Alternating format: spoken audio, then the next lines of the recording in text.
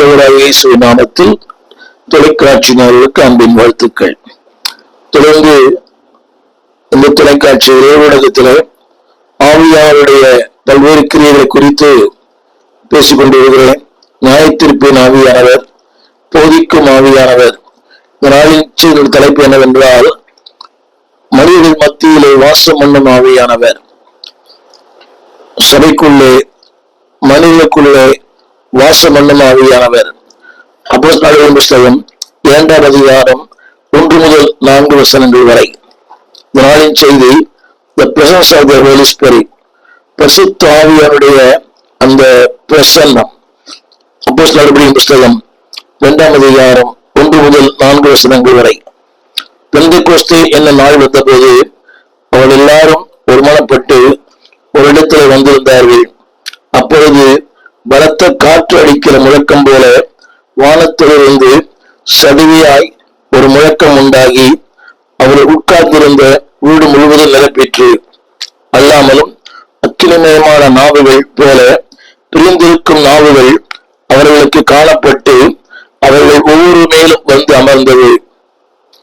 அவர்கள் எல்லாரும் பரிசுத்த ஆவியினால் நிரப்பப்பட்டு ஆவியானவர் தங்களுக்கு தந்தருளின வரத்தின்படியே வெவ்வேறு பாஷைகளில் பேசத் தொடங்கினார்கள். 107 பேர் கூடியிருந்த மேலறையிலே அன்றைக்கு ஆவியானவர் முதலாக சபை சரித்திரத்திலே வந்து இறங்கினார். ஆதியாமத்திலிருந்து வெளிப்படுத்தல் வரை ஆவியாவுடைய கிரியைகளை நாம் பார்க்கலாம். பழைய ஏற்பாட்டிலும் புதிய ஏற்பாட்டிலும் இப்படி எழுதப்பட்டிருக்கும். கர்த்தருடைய ஆவியானவர் கிதியோனில் இறங்கினார். கர்த்தருடைய ஆவியானவர் தாவீதில் இறங்கினார். கர்த்தருடைய ஆவியானவர் சிம்சோனில் இறங்கினார். அப்படியானால் அவர் அந்த பணியை முடித்த பிறகு ஆவியானவர் அவர் எடுத்துக் கொள்ளப்பட்டார். ஆனால் புதிய ஏற்பாட்டிலே இன்றைக்கு ஆவியானவர் நம்மோடு, நமக்குள்ளே, அவர் நம்மில் ஒருவராய் அவர் இருக்கிறார். அதுதான் நாளுடைய செய்தி. அன்பானவர்களே, இந்த அன்றைக்கு அந்த வசனத்தை நான் சொல்லுவேன், அந்த வார்த்தையை கவனியுங்கள். அவர் 3ஆம் வசனம், 2ஆம் அதிகாரம் 3ஆம் வசனம். அப்பொழுது பலத்த காற்றடிக்கிற முழக்கம் போல ஒரு வானத்திலிருந்து ஒரு முழக்கம் உண்டாகி அவர் உட்கார்ந்திருந்த வீடு முழுவதும் நிரப்பிற்று. ஆவியாருடைய கிரி என்னவென்றால், அன்பானவர்களே, வீட்டை மாத்திரமல்ல, மனிதனை நிரப்புகிறவர், சபையை நிரப்புகிறவர், தேசத்தை நிரப்புகிறவர். இன்றைக்கு மனித வாழ்க்கையில எங்கு பார்த்தாலும் வெறுமை, குடும்பங்களிலே வெறுமை, சபைகளிலே வெறுமை. ஆனால் ஆவியானவருடைய கிரியை என்னவென்றால், அவர் நிரப்புகிறவர். அந்த வார்த்தையை படிக்கிறேன், வீடு முழுவதையும் நிரப்புகிறவர். அன்பானவர்களே, உங்கள் ஆவி, உங்கள் ஆத்துமா, உங்கள் சரீரம், உங்கள் பொருளாதாரம், உங்களுடைய ஒவ்வொரு வாழ்க்கை நிலைகளிலுமே அவர் நிரப்ப விரும்புகிறார். நிரப்புதல் என்ற வார்த்தைக்கு அர்த்தம் என்னவென்றால், அன்பானவர்களே, பரிபூர்ணமான, மேலான, உன்னதமான, மகிழ்ச்சியான ஒரு வாழ்க்கைக்கு சொந்தக்காரராய் உங்களை அவர் மாற்ற விரும்புகிறார். திரும்ப திரும்ப அந்த அவருடைய நோக்கம் என்னவென்றால், he wants to dwell in you. உங்களுடைய வாழ்க்கையில நிரந்தரமாய் தங்கி தாபரிக்கும்படியாய் நிரந்தரமாய் அவர் தங்கி இருக்கிற ஆவியானவர். பழைய ஏற்பாட்டில வந்து போகிற ஆவியானவர். ஆனால் புதிய ஏற்பாட்டில is a permanent abiding place. அவருக்கு தேவை நிரந்தரமாக தங்கி இருக்கிற ஒரு இடம். திரும்ப சொல்லுவேன் அந்த வார்த்தையை, அவர்கள் உட்கார்ந்திருந்த வீடு முழுவதும் நிரப்பிற்று. ஆங்கிலத்துல அதாவது அபைடிங். இன்றைக்கு அவர் எதிர்பார்ப்பெல்லாம் ஆவியானவர் வாசம் பண்ணுகிற ஒரு வீடு, ஆவியானவர் வாசம் பண்ணுகிற ஒரு இதயம், ஆவியானவர் வாசம் பண்ணுகிற ஒரு மனிதனுடைய வாழ்க்கை. இதைத்தான் தேவன் விரும்புகிறார். God, Spirit of God seeking a dwelling place. அவர் தங்கும்படியாய். என் அன்பு தேவ பிள்ளைகளே, அந்த நாட்களிலே ஒரு குறிப்பிட்ட வேலையை செய்யும்படி குறிப்பிட்ட மகிமை இறங்கினார். ஆனால் புதிய ஏற்பாட்டின் காலத்துல இந்த நாளில அன்பானவர்களே உங்களிடத்துல வந்து தங்கி தாபரிக்கும்படி விரும்புகிறார். அதனாலதான் இந்த வார்த்தை இப்படி சொல்கிறது. 2ஆம் அதிகாரம், பரிசுத்த ஆவியானவரின் புதுமனை புகுகிறார்.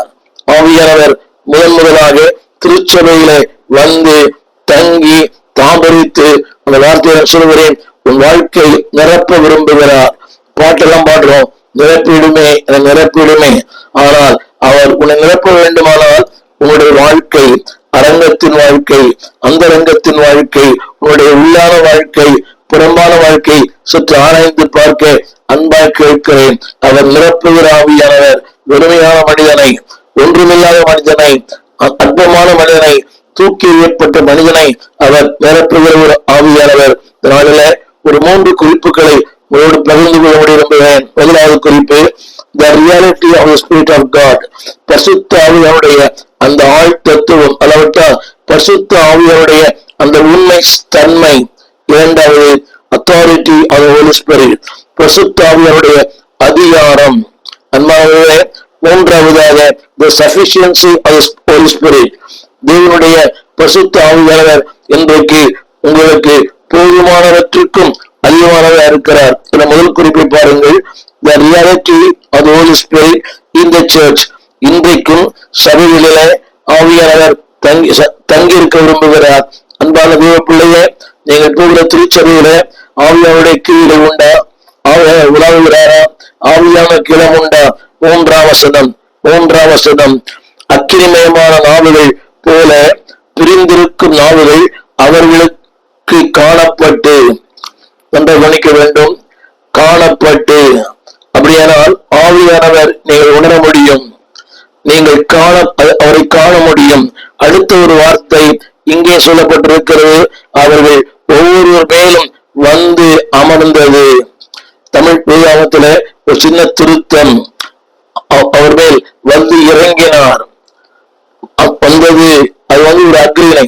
நம்ம தமிழ் வேதத்துல வாசிக்கும் போது ஆவியானவர் வந்து இறங்கினார். அந்த வார்த்தையை படிக்கிறேன். 3ஆம் வசனம், அவர்கள் ஒவ்வொருவர் மேலும். நன்றாக படிக்க வேண்டும். நான் சொல்ல விரும்புகிற இந்த குறிப்பு என்னவென்றால், the reality of the Holy Spirit. பரிசுத்த ஆவியானவர் காணப்படுகிற ஒருவர். இரண்டாவது, அன்பாவே அவரை நீங்கள் உணர முடியும். அது மட்டுமல்ல, அந்த வசனம் சொல்லுகிறது, ஒவ்வொருவர் மேலும் வந்து அவர் அமர்ந்தார். இந்த நாளில் என்னுடைய செய்தி என்னவென்றால், இது யோவான் சுவிசேஷம் 14ஆம் அதிகாரம் 16ஆம் வசனத்துல ஆண்டவர் சொன்ன வார்த்தையின் நிறைவேறுதல். யோவான் 14:16. அந்த வார்த்தை இப்படி சொல்லுகிறது, நான் பிதாவை வேண்டிக் கொள்ளுவேன், அப்பொழுது என்றென்றைக்கும் உங்களோடு கூட இருக்கும்படி. நான் கவனிக்க வேண்டும், என்றென்றைக்கும் உங்களோடு கூட இருக்கும்படி சத்திய ஆவியாகிய வேறொரு தேற்றவாளனை அவர் உங்களுக்கு தந்தருளுவார். பலமுறை படித்திருக்கலாம் அந்த வார்த்தை கவனிக்க. நான் வேண்டிக் கொள்ளுவேன், அவர் என்றென்றைக்கும் உங்களோடு கூட இருக்கும்படி. அதுதான் நான் இங்கே வலியுறுத்தி சொல்ல விரும்புகிறேன். the reality of the Holy Spirit வந்து என்றென்றைக்கும் தங்கி இருக்கும்படியாய் நீங்கள் காண, நீங்கள் அனுபவிக்க, நீங்கள் அதில் மகிழ. அன்பானவர்களே, அந்த ஆவியானுடைய கிரிகளிலே நீங்களும் பங்குதாரராய் மாற வார்த்தை சொல்கிறது, அவர் தேற்றுபவனை அவர் உங்களுக்கு தந்தருள்வார். அடுத்த வார்த்தை இப்படி சொல்லப்பட்டிருக்கிறது 17. அன்பானவர்களே, அந்த சத்திய ஆவியானவரை உலகம் காண முடியாது, உலகம் அறிய முடியாது, அவரை பெற்றுக்கொள்ள முடியாது. உலக பிரகாரமாக உலகத்திலேயே வாழ்ந்து உலகத்திலேயே 24 மணி நேரமும் உலகம் உலகம் உலகம். இன்னும் நிறைய இருக்கிறதுதான் வாழ்க்கை. காலை முதல் மாலை வரை முழுக்க முழுக்க உலகத்தோடு தான். அவருடைய ஸ்டேட்டஸை பாருங்களேன், அவருடைய ஃபேஸ்புக்கை பாருங்க, அவர் பயன்படுத்துகிற அந்த இன்ஸ்டாகிராம பாருங்களேன், முழுக்க முழுக்க உலக பிரகாரமான எல்லாமே. ஆவிக்குரிய காரியங்கள் ஒன்றுமில்லை. சிலருடைய திருச்சபைக்கு போகிற அவருடைய மொபைல் அது ரிங்டோன் கூட சினிமா பாடல் ஒலிக்கிறது. ஒரு கேவலமான வாழ்க்கை. தேவன் சொல்கிறார், இந்த உலகம் அந்த சக்தி ஆவியாரை காண முடியாது. உலகம் சொல்லும் போது என்ன சுபாவமுள்ள மனிதன், தேவனை அறிந்து அறியாமல் வாழ்கிற மனிதன், இம்மைக்காகவே வாழ்கிற மனிதன். உலகம் அவரை அறியாமலும் அடுத்து அவரை காணாமலும் சொன்னேன், அவர் காணப்பட்டார். இன்றைக்கு காண முடியவில்லை. காரணம், மனிதன் வாழ்க்கை சரியில்லை. திரும்ப சொல்கிறேன், காணாமலும் அறியாமலும் இருக்கிறபடியினால் அவர்களை, அந்த ஆவியானவரை அவர் அனுபவிக்க முடியாது. அடுத்த வார்த்தை, அவர் உங்களுடனே வாசம் பண்ணி உங்களுக்குள் இருப்பதால் நீங்கள் அவரை அறிவீர்கள். என்னுடைய செய்தி என்னவென்றால் the reality of the Holy Spirit, பரிசுத்த ஆவியானவர் அன்பானவர்களே இன்றைக்கு மனித வாழ்க்கையில், திருச்சபையில், குடும்பங்களிலே உலக வேணும் என்று விரும்புகிறார். திரும்ப திரும்ப அந்த வார்த்தை சொல்லுகிறேன் அன்பானவர்களே. அவர் உங்களோடு வாசம் பண்ணி, இரண்டாவது உங்களோடு வாசம் பண்ணுவார், உங்களுக்குள்ளே இருப்பார். அன்பான தேவ பிள்ளையே, என்னுடைய முதல் குறிப்பு என்னவென்றால் you know the reality. இந்த அனைவருக்கு இது உண்மை புரியவில்லை, சத்தியம் புரியவில்லை. அதிகமாக இந்த பொய்க்கு இருக்கிற மதிப்பு, மாயைக்கு இருக்கிற மதிப்பு, இந்த கட்டுக்கதைகளுக்கு இருக்கிற மதிப்பு, இந்த உலகத்தில் பாருங்களேன், அதாவது செவித்தினமான செய்திகள். நீ பணக்காரராவாய், நீ வீடு வாங்குவாய், நீ கார் வாங்குவாய், ஆதாயத்துல பறப்பாய், இப்படிப்பட்ட செழிப்பான வார்த்தைகளை கேட்டு கேட்டு மக்களுக்கு அதுல ஊறி இருக்கிறார்கள். ஆனால் தேவன் சொல்கிறார், அன்பான பிள்ளையே, யூ நோ தி ரியாலிட்டி. ஒரு சின்ன கேள்வி, உங்களுக்கு உண்மை என்னவென்று தெரிகிறதா? அந்த வாலிப பிள்ளைகளுக்கு அந்த ரியாலிட்டிக்கும் வேலிட்டிக்கும் அர்த்தமே தெரியல. கண்டதே காட்சி, கொண்டதே கோலம். அனைவரோடு பேசுகிறேன், அந்த உண்மை பொருளை புரிந்து கொள்ள முடியவில்லை. நான் எனது என்னுடைய நினைவுகாலம் திரும்ப திரும்ப ஒரு புரிய நினைக்கிறேன். நான் நல்லா இருக்கணும், என் வாழ்க்கை நல்லா இருக்கணும், நான் மகிழ்ச்சியா இருக்கணும், யார் துக்கப்பட்டால் எனக்கு கவலை இல்லை. இல்லை என்பார்களே, ஆவியானவரை மகிழ்ச்சியாக்குங்கள், நீங்கள் மகிழ்ச்சியாக இருப்பீர்கள். என்னுடைய முதல் குறிப்பு, அதாவது என்றென்றைக்கும் உங்களோடு இருக்கிற பரிசுத்த ஆவியானவர். தேவன் எதை சொன்னாரோ அதை அப்போஸ்தலர் 2ஆம் அதிகாரத்தில் அவர் நிறைவேற்றினார்.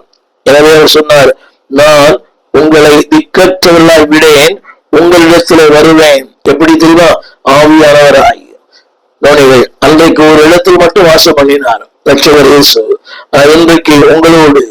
முதல் குறிப்பு என்னவென்றால், his presence in the family, his presence in the church, his presence in the individual life. தனிப்பட்ட வாழ்க்கையில், குடும்பங்களில், திருச்சபையில் அவர் இன்றைக்கு நிரந்தரமாய் தங்கி இருக்கிறார். திரும்ப திரும்ப நான் சொல்ல விரும்புகிறேன், தங்கிவிட்டு நிரந்தரமாய். அன்பார்களே, நீங்கள் வீட்டில தங்க வேண்டுமானால் அங்கே உங்களுக்கு அமைதி இருக்க வேண்டும், அங்கே உங்களுக்கு மகிழ்ச்சி இருக்க வேண்டும், ஒரு சந்தோஷம் இருக்க வேண்டும், ஒரு மனம் நோகாமல் இருக்க வேண்டும். அப்படியானால் ஆவியானவர் உங்களிடத்தில் என்னிடத்தில் வாசம் பண்ண வேண்டுமானால் how I treat him, அவர் எப்படி அவரை நான் பயன்படுத்துகிறேன், எப்படி அவரோடு கூட என்னோட தொடர்பு இருக்கிறது, எப்படி அவரை நான் எந்த விதத்துல அவரை கையாளுகிறேன், how I treat.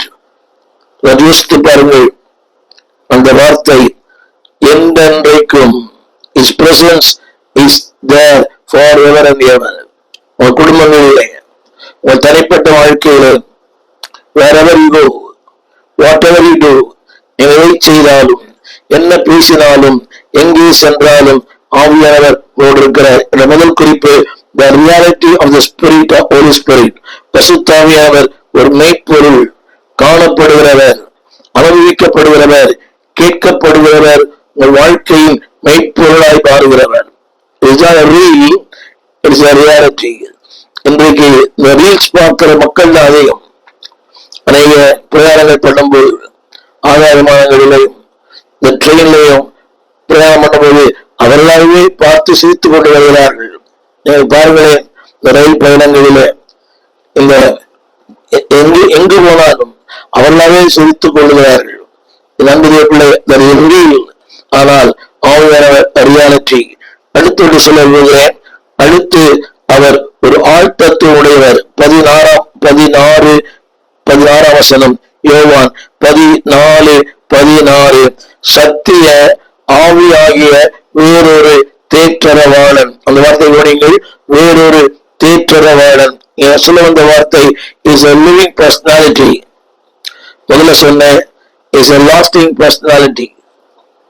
என்றென்றைக்கும் உங்களோடு இருக்கிற பரிசுத்த ஆவியானவர். இரண்டாவது குறிப்பு, இஸ் a living personality.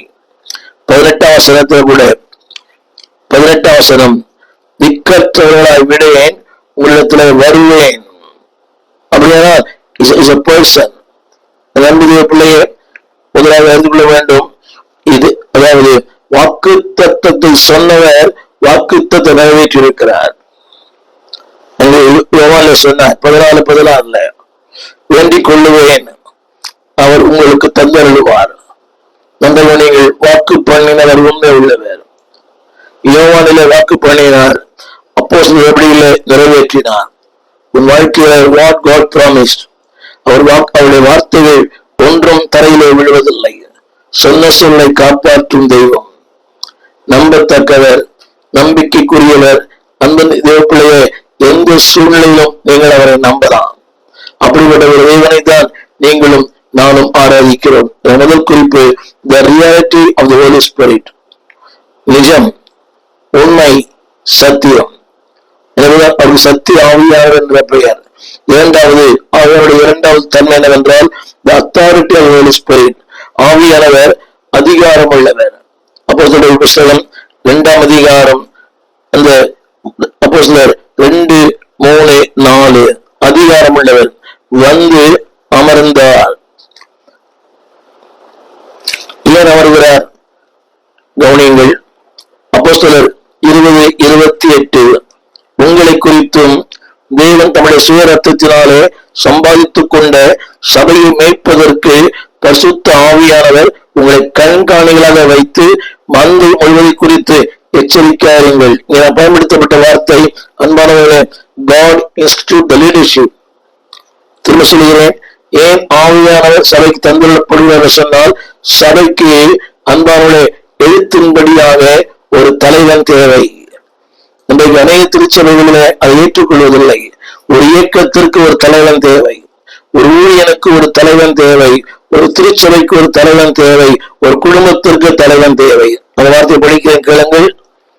அவர் சுய ரத்தத்தினாலே சம்பாதித்துக் கொண்ட தம்முடைய சபையை மேய்ப்பதற்கு அவர் பரிசுத்த ஆவியானவர் உங்களை கண்காணிகளாக. குறிப்பிட விரும்புகிற வார்த்தை என்னவென்றால், அன்பான தேவ பிள்ளையே, the leadership. ஆண்டவர் ஏன் முதல்ல சொன்ன the reality, இரண்டாவது the authority. அவர் யார் என்றால் ஆளுகை செய்கிறவர், அதிகாரம் செலுத்துகிறவர். அன்பான தேவ பிள்ளையே, எனவேதான் அந்த வார்த்தை ஆவியானவர் கண்காணிகளாக வைத்த மந்தை முழுவை குறித்து எச்சரிக்காருங்கள். இப்படி சொல்லலாம், ஒரு மனிதனை தலைவனாக வைக்கிறார், ஆவியானவரே எல்லாவற்றுக்கும் மேலாக கண்காணியா இருக்கிறார். ஆங்கிலத்தில் சொல்லப்பட்ட வார்த்தை God institute, தேவன் அதை நியமித்திருக்கிறார். அந்த நான் சொன்ன வார்த்தையை கவனித்து பாருங்கள். அதாவது தமிழ் வேதத்துல மந்தை முழுவதையும் குறித்து God institute, தேவன் அதை உண்டாக்கினார், அதை நிறைவேற்ற விரும்புகிறார். அவர் சொல்லுகிற வார்த்தை அன்பானுடைய சபைக்கு அந்த 20-28 பாருங்கள். கண்காணிகள் தேவை, ஒரு மேய்ப்பன் தேவை, ஒரு திருச்சபைக்கு கண்காணி தேவை, ஒரு ஊழியனுக்கு ஒரு கண்காணி தேவை. இன்றைக்கு துக்கமான விஷயம் என்னவென்றால், அதாவது சுயாதீனம் என்ற அந்த ஒரு வார்த்தைக்குள்ளே தாந்துணித்தனமாக அவர்கள் விருப்பத்தின்படியாக இல்லை என்பவர்களே, சுயாதீன ஊழியா இருக்கலாம். மிகுந்த அன்போடு சொல்லுகிறேன், உங்களுக்கு ஒரு கண்காணி தேவை. உங்களை கண்காணிக்க இல்லை என்றால் உங்களுடைய வாழ்க்கை தறிக்கெட்டு போகும். அந்த இண்டிபெண்டன்ட் என்ற வார்த்தையின் பொருளே இன் ஐ டிபெண்டன்ட், நான் அவரையே சார்ந்திருக்கிறேன், அவருக்குள்ளே நான் சார்ந்திருக்கிறேன். இன்றைக்கு இண்டிபெண்டன்ட் என்று சொல்லுகிற பலர் அன்பானவர்களே ஒரு புறம்பலின் பாடலை பாடுகிறார்கள். திரும்பத்தில் நான் சொல்லுகிற வார்த்தை தவற என்ன வேண்டாம், நீங்கள் எந்த ஊழியர்கள், ஒரு சுயாதீன ஊழியரோ ஒரு ஸ்தாபன ஊழியரோ யாரா இருந்தாலும் உங்களுக்கு ஒரு கண்காணி தேவை. இன்றைக்கு மக்கள் விரும்புவதில்லை. இந்த ஊழியத்துல 1/2 நூற்றாண்டுகள் கடந்து வர ஆண்டவர் இறக்கம் செய்தார். nobody wants the leadership. அதாவது நான் சொல்ல வேண்டிய வார்த்தை nobody want under the leadership. ஒரு தலைவனுக்கு கீழே இருப்பதை யாரும் விரும்பவில்லை. தேவன் சொல்கிறார், நான் கண்காணிகளா வைத்த அந்த மந்தை ஆவியானவர் கண்காணிக்கிறார். அதற்காகத்தான் ஒரு மனிதனை தேவன் உருவாக்குகிறார், மேய்ப்பன், அப்போஸ்தலன். இன்றைக்கு ஜனங்கள் அந்த உண்மை மறந்து போகிறார்கள். சபை என்பது ஒரு ஆளுகைக்கு இருக்க வேண்டும், லீடர்ஷிப். இரண்டாவது, சபை என்பது என்னவென்றால் ஐக்கியம் பாராட்ட வசிக்க கேளுங்கள். அப்போஸ்தலர்கள் 2:4 அவர் எல்லார் மேலும் அடுத்து வாசல் அவர் எல்லாரும் பரிசுத்த ஆவியினாலே நிரப்பப்பட்டு ஆவியானவர் தங்களுக்கு தந்துள்ள வரத்தின்படியே வெவ்வேறு பாஷைகளில் பேசத் தொடங்கினார்கள். அடுத்த வார்த்தை 2:41 அவருடைய வார்த்தையை சந்தோஷமாய் ஏற்றுக்கொண்டவர்கள் அன்றைய தினமே ஞானஸ்நானம் பெற்றார்கள் 3000 பேர்.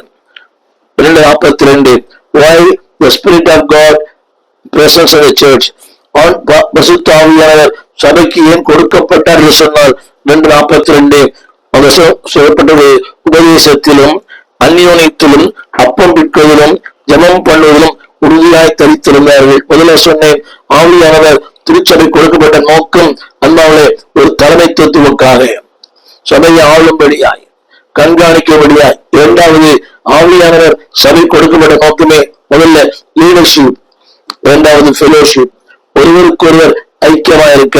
அந்த வார்த்தையை படிக்கிறேன். அவர் எல்லாரும் உபதேசத்தில் அந்யோன்யத்தில் அப்பம் பிற்கதில் ஜெபம் பண்ணுவதில் உறுதியாய் தரித்திருந்தார்கள். அவர்கள் தந்த முதல் நோக்கம் அத்தாரிட்டி, சபையை மேய்ப்பதற்காக. அன்பு தேவ பிள்ளையை, திருச்சபைக்கு போகிற அன்பு தேவ பிள்ளையே, சபையில ஆண்டவர் பல ஊழியர்கள் வைத்திருக்கிறார். அப்போஸ்தலர், தீர்க்கதரிசி, சிலம் எல்லாம் போட்டு கடைசி வார்த்தை இருக்கிறது, ஆளுகைகளை தேவன் ஏற்படுத்தியிருக்கிறார். ஆங்கிலத்திலே கவர்மெண்ட். அப்படின்னா திருச்சபையில் ஆளுகை இருக்க வேண்டும். நிறைய பேர் கேட்கிற கேள்வி, என்ன பாஸ்டர் டாமினேட் பண்றாரு, ரொம்ப ஓவர் பண்றாரு. அன்பு தேவ பிள்ளையே, சபை என்பது அரசாங்கம். திரையில் பாருங்கள், சர்ச் இஸ் a கவர்மெண்ட். அவர் பின்பு ஆளுகைகளை ஏற்படுத்தினார். சபையிலே ஆளுகை உண்டு. எனவேதான் அந்த வாசல் வருவது, அன்பாலே கண்காணிகளாக வைத்த ஆவியானவர் கண்காணிக்கிறார். உங்களை கண்காணிக்க ஒரு மேய்ப்பன், உங்களை கண்காணிக்க ஒரு ஊழியன், குடும்பத்தை கண்காணிக்க ஒரு தகப்பன். யோசித்து பாருங்கள், ஒரு குடும்ப தகப்பன் இருப்பானையானால் ஒரு திருச்சபைக்கு ஒரு தகப்பன் இருக்க வேண்டும். இந்த ஆப்பிரிக்க நாடுகளில போதகரை சொல்றதில்ல, டேடி தான் சொல்றாங்க. ஆப்பிரிக்க நாடுகளில போதகர் சொல்றதில்ல, டேடி. மனைவியை மம்மி. அது நம்முடைய கலாச்சாரத்தில் ஒத்து வருமா என்று தெரியாது. நான் சொல்லுற வார்த்தை, உன்னை கண்காணிப்பதற்கு தேவன் உன் மேய்ப்பனை வைத்திருக்கிறார். உன்னை கண்காணிப்பதற்கு உன் போதில வைத்திருக்கிறார். சோ நாளிலே உலகம் சுற்றுகிற வாலிபனாக இருக்க வேண்டாம். இந்த நாள் இந்த ஒரு சபை, அந்த ஒரு சபை. துக்கமான ஒரு விஷயம், இந்த சுவிசேஷங்கள் ஒரு திருச்சபைக்குள் அடங்கி இருப்பதில்லை. சுவிசேஷங்கள் சபையை மதிப்பதே இல்லை. அன்பு சுவிசேஷங்களே மிகுந்த தாழ்மையோடு ஒரு மாறுபட்ட கருத்து இருக்கலாம்.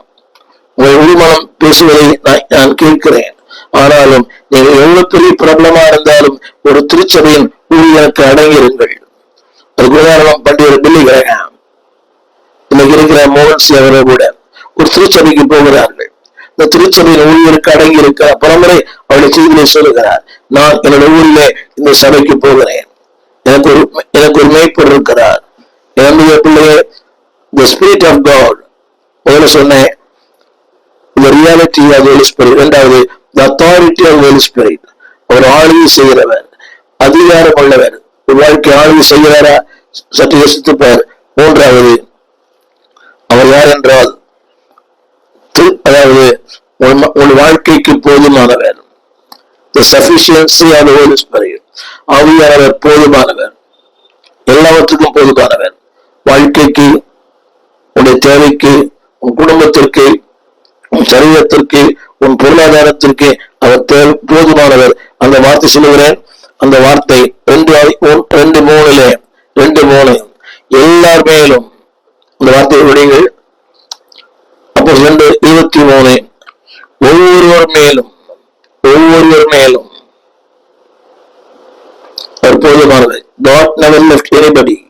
அவர் யாரையும் புறம்பே தள்ளுவதில்லை, யாரையும் விட்டு வைப்பதில்லை. ஒவ்வொருவர் மேலும், ஒருவரா இருக்கலாம், குரேக்கனா இருக்கலாம், எகிப்தியனா இருக்கலாம், எத்தியோப்பியனா இருக்கலாம், ரஷ்யா இருக்கலாம், அவன் ஆசியா தேசத்தை சதா இருக்கலாம்.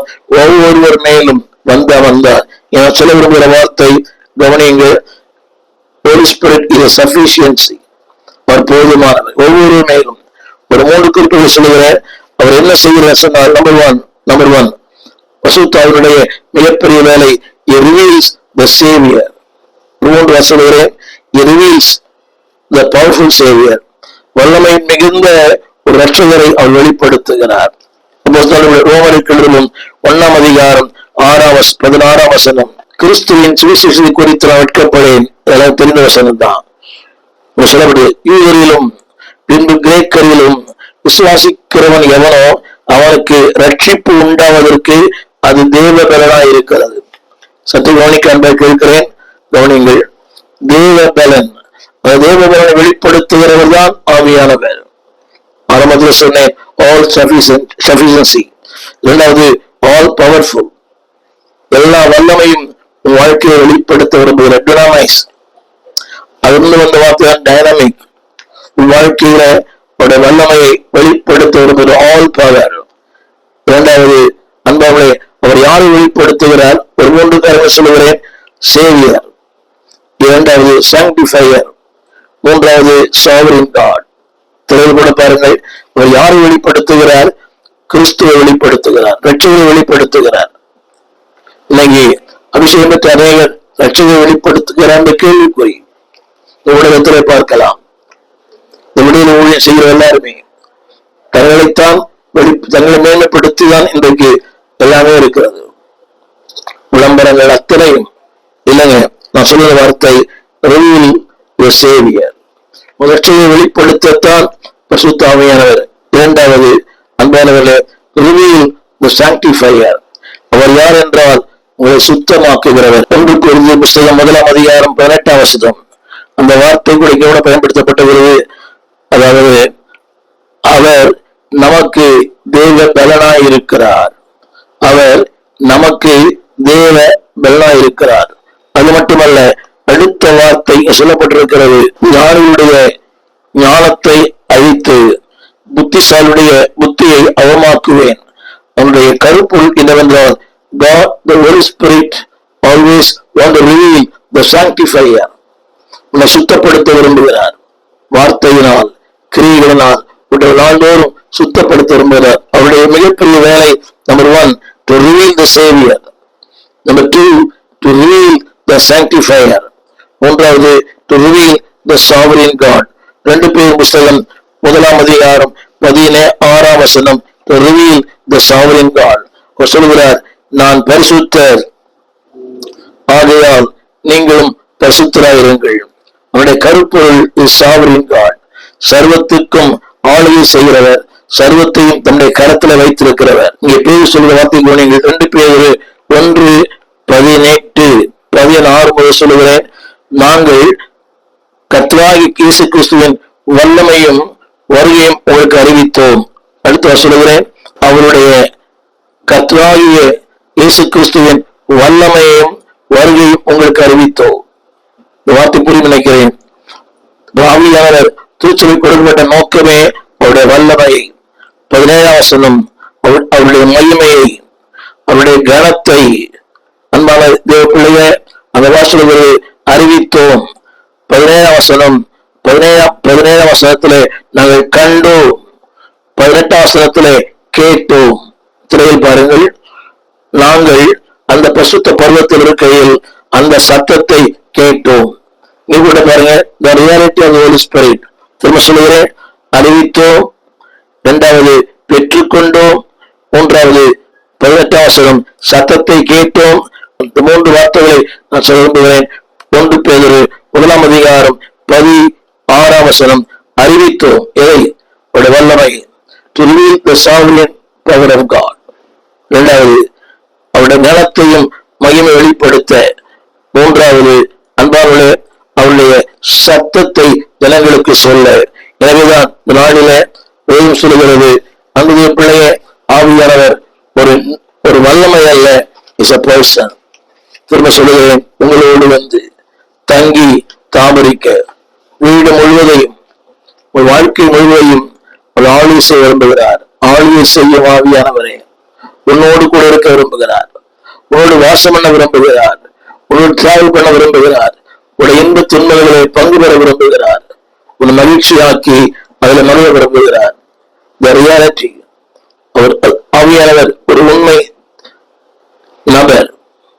இரண்டாவது, the authority, சகல அதிகாரம் அவருக்கு உண்டு. அவர் ஆவியானவர் கொடுக்கப்பட்ட சொன்னால் உன் வாழ்க்கை ஆளும்படியாய், உன்னை கண்காணிக்கும்படியாய், நீ போகும் பாதி சரியா தவறா நீங்களே கேளுங்க. ஆவியானவரே, நான் சொல்லும் பாதி சரியா, என் பேச்சு சரியா, என் உடை சரியா, என் பார்வை சரியா, என் சிந்தை சரியா என்றால் இஸ் த ஒன், ஒரு ரூல், ஒரு ஆளுகை செய்யும் ஆவியானவர். ஆளுகை செய்கிறாரா? யோசித்து பாருங்கள். மூன்றாவது, சொன்னேன், த ரியாலிட்டி. இரண்டாவது, த அத்தாரிட்டி, அதிகாரமுள்ள ஆவியானவர். மூன்றாவது, த சஃபிஷியன்சி, ஒரு போதுமானவர். எல்லாவற்றுக்கும் அவர் ஒவ்வொருவர் மேலும், அப்போஸ்தலர்கள் 2ஆம் அதிகாரம் 4ஆம் வசனம், ஒவ்வொருவர் மேலும், ஒவ்வொருவர் நீங்கள் இருக்கிறீர்கள்.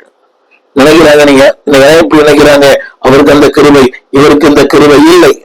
தேவருக்கு ஒவ்வொருவர் மேலும், எல்லாருக்கும் ஒவ்வொரு மேலும். நாளில அந்த ஆவியானவரை நீங்கள் அனுபவிக்க அன்பாய் கேட்கிறேன். கேட்க மட்டுமல்ல, டு என்ஜாய். இங்கே சொல்லுகிற வார்த்தை அறிவித்தோம். 1 பேதுரு 1:16 அறிவித்தோம், வல்லமை அறிவித்தோம். பழைய வசனம் அவருடைய கனத்தையும் மகிமை அறிவித்தோம். 18ஆம் வசனம் அந்த மகிமையின் சத்தத்தை கேட்டோம்.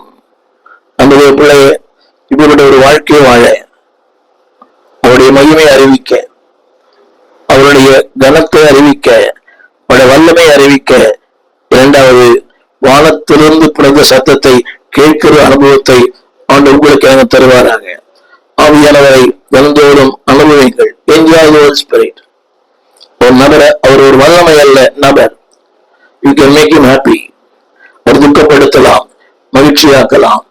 இரவிலும் சொல்வது, மீட்கப்படும் நாளுக்கு என்று முத்திரையாய் பெற்ற பரிசுத்த ஆவியானவரை துக்கப்படுத்தாதீர்கள். Don't quench. ஆண்டவரை துக்கப்படுத்தாதீர்கள், அவரை மகிழ்ச்சியாக்குங்கள். உடைய வாழ்க்கை மகிழ்ச்சியாகும். ஜெபிப்போம். வானத்தையும் பூமியையும் படைத்த நல்ல ஆண்டவரே, தர்மையான வேலைக்காக நன்றியோடு உம்மை துதிக்கிறோம். நாளிலே the reality of the Holy Spirit, the authority of the Holy Spirit, all sufficiency of the Holy Spirit. ஆண்டவரே, என் வாழ்க்கை வந்த நோக்கமே வெளிப்படுத்த, to reveal the Savior, to reveal the sovereign of God. இவருடைய மகத்துவத்தை ஜனங்களுக்கு சொல்ல எங்களை பயன்படுத்தும். போதுமானவரே, போதுமானவற்றில் அதிகமானவரே, போதுமானவர். ஆல் சஃபிஷியன்சி, போதுமானவர். எங்கள் வாழ்க்கைக்கு ஒவ்வொருவர் மேலும் வந்து அமர்கிற ஆவியானவரே, இந்த வார்த்தை கேட்க ஒவ்வொரு மேலும் வந்து அமர்வீராக. இந்த உலகத்திலே பார்க்கும்போது, தொலைக்காட்சியை பார்க்கும்போதுதான் இந்த வார்த்தை நிரூபிப்பீராக. வசனத்தை கேட்டு யாவர் மேலும் ஆவியானவர் இறங்கிறார். அதுபோல இந்த புதிய ஏற்பாட்டு நாட்களிலும் இந்த நூற்றாண்டிலும் அது அப்படியே நடப்பதாக. The reality, the authority, இந்த ரெண்டும் ஆண்டவரே நாங்கள் கண்ணார காண இதை ஆளுகை செய்ய அர்ப்பணிக்கிறோம். எங்கள் வாழ்க்கையை ஆள, எங்கள் குடும்பத்தை ஆள, எங்கள் பணத்தை ஆள, எங்கள் சிந்தையை ஆள, எங்களுடைய எல்லாவற்றையும் ஆளுகை செய்யும் ஆவியானவரே அர்ப்பணிக்கிறோம்.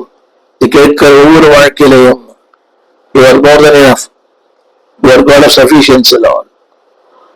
அப்படிப்பட்ட ஒரு அனுபவத்தை பெற்றுக்கொள்ள அவையால் நாள்தோறு அனுபவிக்க கர்த்தர் இரக்கமும் சகாயம் பண்ணும், ஆட்கொள்ளும், ஆசீர்வதியும். ஆண்டவர் இயேசுவின் நாமத்தில் நல்ல பிதாவே, ஆமென். அன்பானவர்களே, நடத்துகிற ஆவியானவருக்கு ஒப்புக் கொடுங்கள். அவர் உங்கள் வாழ்க்கையிலே என்றென்றும் தங்கி தாபரிப்பார்.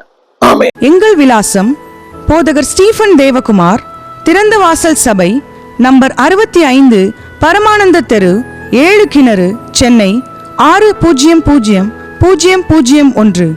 தொடர்புக்கு 9841839287.